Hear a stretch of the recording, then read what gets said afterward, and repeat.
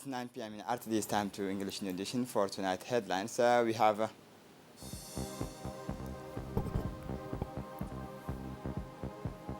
the closing of the workshop for accelerating mortality reduction, maternal and neonatal. For the international scene, eNaira Nigeria deploys Africa's first digital currency. Welcome to our newsroom. In the framework of the project Mon École à Moi, the second Citizens' Day of the 2021-2022 school year started on Saturday, 13 October 2021 in all the schools of the capital and the regions. This day mobilized parents, teachers, students, and many volunteers who came to lend a hand in cleaning operations, but also prevention against the pandemic of COVID-19 and awareness of civic values and citizenship. In addition to the cleanup and gardening activity and in respect of the barrier gestures, the emphasis will be placed on a specific team, school, sports, vectors of citizenship insofar as the launch of this great sporting challenge of this year coincides with the second Citizen Day. On this occasion, the Secretary General of the MENFOP headed a strong delegation of this department to carry out a tour of supervision and participation in activities in several schools. The officials visited the CM Hayal Said and École Balbala Nef and Balbala Nef bis before making long stops at the Technical High School in Gabod. At the end of this Citizens' Day, the officials and those in charge handed out cap and medals to the winners of the football game as well as the several games organized during the Citizens' Day. The director of the education, Abdi Dirir, spoke to the students, their parents, and teachers to encourage them to show civic mindedness, citizenship, and patriotism by keeping their schools clean, and to always show civic mindedness and citizenship. This operation, which took place simultaneously in all the country's schools, was a resounding success and heralds our continued mobilization for the next Citizens' Day, which are scheduled for the last Saturday of each month. The workshop on the national strategy for the reductions of maternal and neonatal mortality ended yesterday at Campus Q Hotel after 4 days of work, intense debate, discussions between the 85 participants from all sectors and organizations involved in the issue of maternal and newborn health. This workshop was led by 2 international experts and funded by the World Health Organization. First draft of the national strategy for the accelerations of the reduction and maternal and neonatal mortality in the Republic of Djibouti, as well as its action plan for the year 2022 was produced. In addition, the Minister of Health thanks all those who took the time to participate in the process of developing this national strategy for accelerating the reductions of maternal and neonatal mortality. The Director General of the hospital, Shakib Hussein Mohammed, presided over a ceremony of receptions of medical materials and equipment donated by the Italian Army. Indeed, the reception ceremony took place in the presence of the Colonel Aran Luigi Bighi, commander of the Italian military support base in Djibouti, and several officials of Dr. Shakib Hospital. Among the equipment received, there is a large number of oxygen concentrators and spirometry equipment of the latest generations that will improve the quality of care for lung infections. It should be noted that an important batch of drugs specialized in the treatment of pulmonary infections were also part of this Italian donation. The Director General of the hospital, Shakib, Mr. Hussein Mohammed Hussein, said for his part among the equipment received there is a large number of oxygen concentrators and spirometry equipment of the latest generations that will improve the quality of care for lung infections. He congratulated the commander of the Italian military support base in Djibouti. The realization of a new activity in order to discover other sports practices. The sports complex of Tajora has set up a new discipline called FATNET.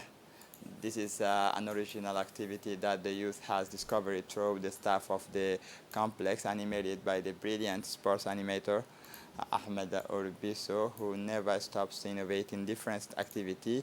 Through this activity, four activity were carried out in parallel. However, these activities are composed as follows, starting with the FATNET, table tennis, commonly called ping pong, followed by pétanque, hoops, and women's handball. However, the sports activity took place in the best conditions to entertain the youth. All these sports activities were planned through the action plan carefully prepared by the team of staff of the sports complex of Tajora.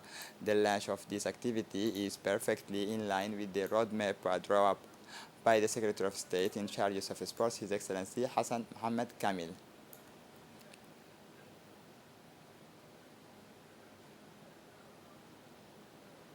After successfully rehabilitating a well in Ma'deho, Obok, North, and Arta, the well of El Bahaya, on Saturday, October 9, 2021, the association is Belgique Djibouti Abed from the diaspora was able to restore the well of Asamo. This is the official ceremony of the final rehabilitations of the well of Asamo in the regions of Ali Sabir took place in the presence of the prefect of the region, Musa Adam Migane, representatives of ABED, the president and committee of the partner associations of the project called Association Jean Asamo, the head of the village's representative, educational sector of the region is the dean of the farmer of Djibouti, as well as the elders of the community living in the village of Asamo. Today, this well is one of those rehabilitated in the framework of Djibouti Well Rehabilitation Project.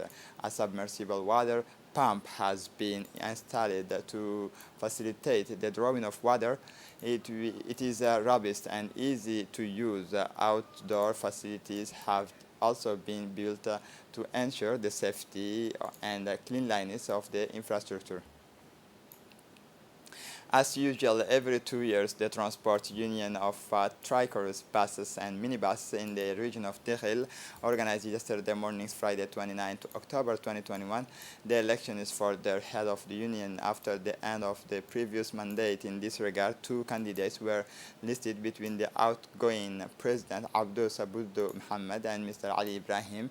The polling station was opened yesterday mornings at half in the presence of the election committee composed of a president, secretary, and assessors and delegates of the two candidates. In the presence of the deputy prefect, Mr. Yusuf Ali, and a bailiff, Mr. Muhammad Ambassa Mohammed, and various officers and agents of the police and gendarmerie who ensured the security and the smooth running of this election.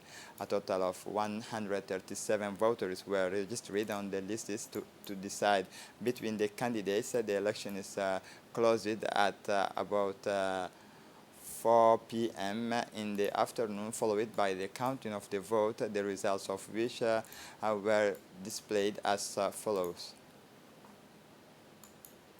In the framework of the fight against drug and illicit trade, the National Customs, in collaboration with the National Gendarmerie, has seized a significant quantity of cannabis herbs. It is 3,000 grams of hashish contained in a backpack hiding under the back seat of a bus coming from Ali Sabir. The drug was discovered and intercepted by customs officers at Pika 20 during a routine operations. In fact, the drugs were discovered and intercepted by customs officers at Pika 20 during a routine operations, immediately alerted by customs and the road security squadron of the gendarmerie stationed at Pika 20. They quickly stopped the bus and arrested the suspect.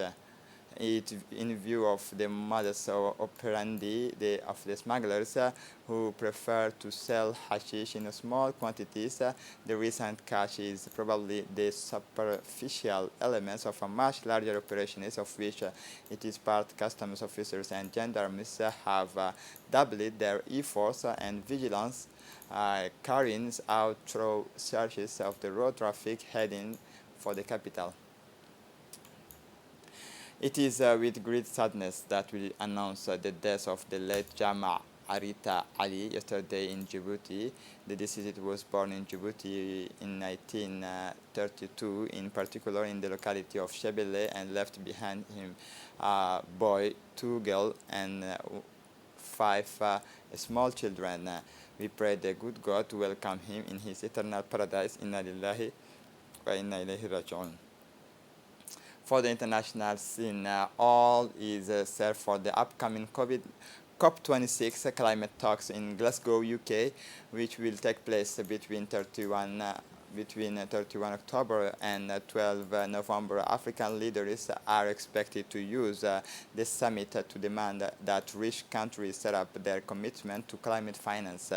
Tanguy Gahuma Bikale, chairman of the African group at COP26 climate talks, hopes that climate finance will be implemented in his framework. Already today, Africa is the hottest continent, yet Africa has never emitted emissions that would create climate change. We therefore hope that the climate financing implemented within the framework of this COP will be directed towards adaptation, so that we can design and an economic development compatible with the climate change. It is important to know that Africa will not accept to limit its economic development to accompany the fight against climate change. That's why we are asking for support, financial support, technology support, capacity building support. In 2009, rich countries first pledged to raise 100 billion a year to help the poorest countries, but this has yet to materialize.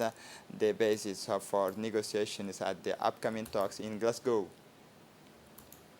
And to close up this edition, Nigeria is officially launching a new digital version of its currency, the e-Naira, after postponing the operations initially planned for early October. Nigerian President Muhammadu Buhari announced it on Monday. With this launch, Nigeria, Africa's largest economy in terms of GDP and the continent's most populous countries, over 200 million people, is a pioneer of the on the continent alongside Ghana, which is testing its e-cedi as a new means of exchange.